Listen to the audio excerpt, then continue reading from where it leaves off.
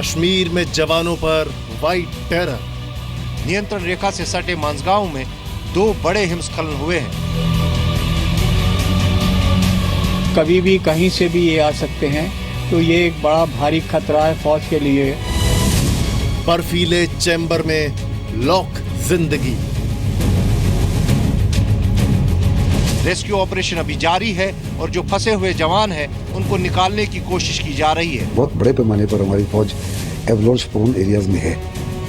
कुदरत के अटैक ने किया बेबस। बर्फबारी बहुत तेज हो रही है, इसलिए इस ऑपरेशन में काफी दिक्कतों का सामना करना पड़ रहा है।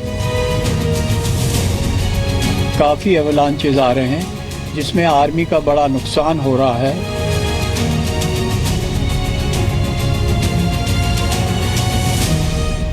सफेद आफत से 24 घंटे सावधान।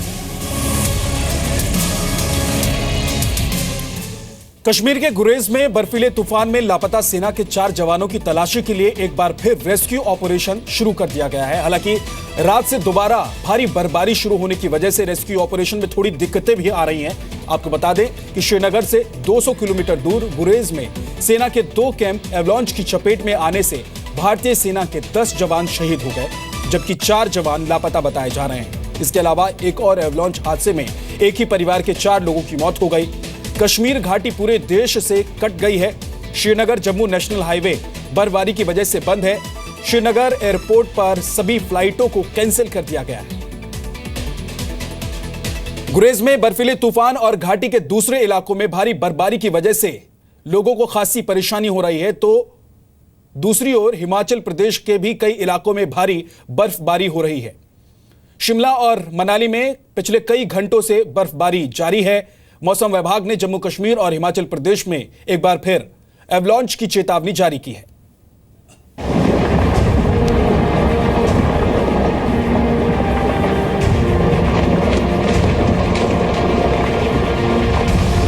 बांदीपुरा जिले में लाइन ऑफ कंट्रोल के पास गुरेज सेक्टर में सेना का एक कैंप एवलांच की चपेट में आ गया। बुधवार देर रात गुरेज सेक्टर में ही सेना की पेट्रोलिंग पार्टी पर बर्फ की चट्टान आ गिरी। दोनों हादसों में सेना के 10 जवान शहीद हो गए। 4 जवान अभी भी लापता हैं।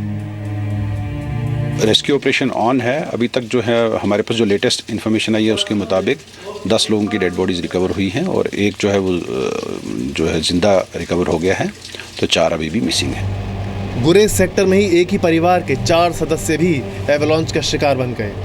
पिछले 60 घंटों में बर्फीला तूफान 16 जान ले चुका है। कश्मीर में 35 इमारतों को नुकसान पहुंचा है। कई लोग घायल हैं। जम्मू कश्मीर नेशनल हाईवे को बंद हुए आज चौथा दिन हो गया है। सबसे बड़ा संकट यह है कि भारी बर्फबारी की वजह से बचाव अभियान में मुश्किलें आ रही हैं। रेस्क्यू ऑपरेशन अभी जारी है और जो फंसे हुए जवान हैं उनको निकालने की कोशिश की जा रही है। बर्फबारी बहुत तेज हो रही है, इसलिए इस ऑपरेशन में काफी दिक्कतों का सामना करना पड़ रहा है। वहीं अगर मौसम विभाग की बात करें तो अगले 12 घंटों तक मौसम विभाग ने मौसम के ऐसे ही मिजाज बने रहने की आशंका जताई है। चारों तरफ सिर्फ बर्फ ही बर्फ। ऐसे हालात के बीच रेस्क्यू ऑपरेशन जारी है। सेना के जवानों पर कुदरत का ये हमला हमारे जवानों के लिए मौत का चक्रव्यूह साबित हो गया। आर्मी बहुत प्रिकॉशंस लेती है, पर ये अवलांचों का कुछ पता नहीं चलता है। ये नेचुरल कैलेमिटी है और कभी भी कहीं से भी ये आ सकते हैं, तो ये एक बड़ा भारी खतरा है फौज के लिए और इससे फौज के जवानों और अफसरों को काफी नुकसान जो कि है सर्दियों के दिनों में होता रहता है। बुधवार को गांदरबल के सोनमर्ग इलाके में आए एवलांच में सेना का एक अफसर शहीद हो गया था, जबकि 8 जवानों को बचा लिया गया था। सेना का कैंप पहाड़ के नीचे था। बर्फ का एक बड़ा हिस्सा आर्मी कैंप पर आ गिरा। पुलिस और प्रशासन ने पिछले 3 दिनों में सैकड़ों लोगों को ऐसे इलाकों से सुरक्षित निकाला है जहां भारी बर्फबारी हो रही है। इस टाइम में ऐसे जान चली जाए तो बहुत ही ज्यादा दुखमय बात है।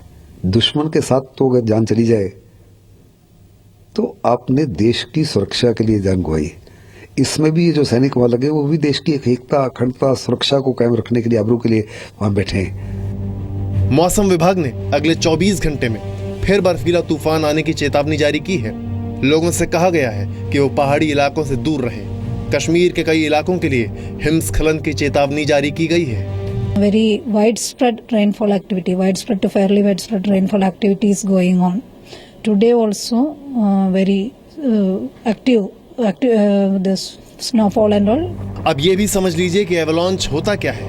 बर्फीले तूफान को हिमस्खलन या एवलांच कहा जाता है। ये तूफान हिमालय के ऊंचे इलाकों में तो अक्सर आते हैं, लेकिन ज़्यादा बर्फबारी वाली जगहों पर ये तब और ख़तरनाक हो जाते हैं जब पहाड़ों पर ज़्यादा बर्फ़ जम जाती है। परत दर परत जमी बर्फ़ पर बहुत ज़्यादा दबाव बढ़ने की वजह से ये परतें खिसकने लगती हैं। भारी मात्रा में बर्फ़ खिसकना ख़तरनाक हो जाता है। एवलांच में फंसे सेना के जवानों को बचाने के लिए पेनिट्रेशन रडार का इस्तेमाल किया जाता है, जो बर्फ के नीचे 20 मीटर की गहराई तक मेटेलिक ऑब्जेक्ट्स और हीट सिग्नेचर्स को पहचान सकते हैं। एयरफोर्स और आर्मी एविएशन हेलीकॉप्टर के इस्तेमाल में लाए जाने वाले रेडियो सिग्नल डिटेक्टर्स की भी मदद ली जाती है। रेडियो सिग्नल मैसेज से लापता जवानों की लोकेशन ट्रेस करने की कोशिश की जाती है। हीट सिग्नेचर्स ट्रेस करने वाले पेनिट्रेशन रडार से लोकेशन मिलने पर उसी खास जगह पर रेस्क्यू ऑपरेशन शुरू किया जाता है। पिछले साल भी जम्मू कश्मीर के सियाचिन में एवलांच की चपेट में आकर 19 मद्रास रेजिमेंट के 10 जवान शहीद हो गए थे। लांस नायक हनुमान थप्पा को कई दिन बर्फ में दबे होने के बाद सुरक्षित निकाला गया था। हालांकि बाद में दिल्ली के सेना अस्पताल में वो वीर गति को प्राप्त हो गए थे। तो अगले 12 घंटों तक मौसम विभाग ने मौसम के ऐसे ही मिजाज बने रहने की आशंका जताई है। कहीं न कहीं देखें तो कश्मीर घाटी में बर्फबारी अब जहां मौत का सामान बनती जा रही है, वहीं इसने आम जनजीवन को अस्त व्यस्त करके रखा है। घाटी पूरे देश से कटी हुई है। कैमरा पर्सन इरफान मंजूर के साथ खालिद हुसैन, जी मीडिया, श्रीनगर।